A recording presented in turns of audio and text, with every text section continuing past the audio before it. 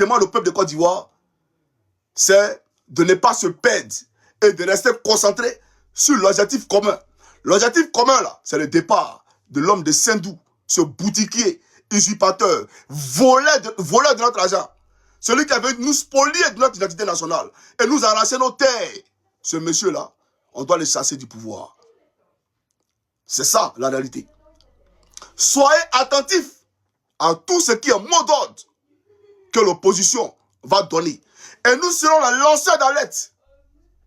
Parce que ce pays-là, on va le récupérer. On n'a pas le choix, les gars. Parce qu'on est tous malheureux. Un gars qui est là, et il y a les Ivoiriens qui peuvent venir en Côte d'Ivoire, il y a d'autres qui peuvent venir en Côte d'Ivoire. Il faut bien parler de lui pour être heureux en Côte d'Ivoire, pour manger. Quand tu parles mal de lui, tu es en prison. Mais on vit jusqu'à quand dans la terreur? On vit jusqu'à quand dans cette manière de vivre? Dans l'oppression. Notre propre pays, on ne peut pas parler. Même tu appelles ton parent, il a peur de dire allô, allô. Les Ivoiriens vivent dans la psychose totale. Mais il y a quoi? Jusqu'à quand, Seigneur? Donc le Seigneur a entendu nos pleurs et a entendu nos cris. Et il nous a envoyé son prophète Elipada pour nous parler. J'ai vu une femme en dire la prophétesse. Moi, je ne rentre pas dans les histoires des hommes de Dieu.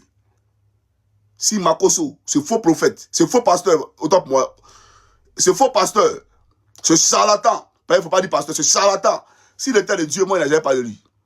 C'est parce qu'il n'est pas de Dieu qu'il n'est pas de lui. Voilà, lui, il regarde le film de Jésus. Et puis il prend pique et feuille. Et puis il écrit ce que Jésus dit. Maintenant, quand il vient faire cette vidéo-là, au lieu de dire, film de Jésus a dit, il dit la Bible dit. Mais quel verset de la Bible il ne connaît pas? Parce qu'il n'a pas de Bible. Donc vous-même là, vous devez cotiser pour lui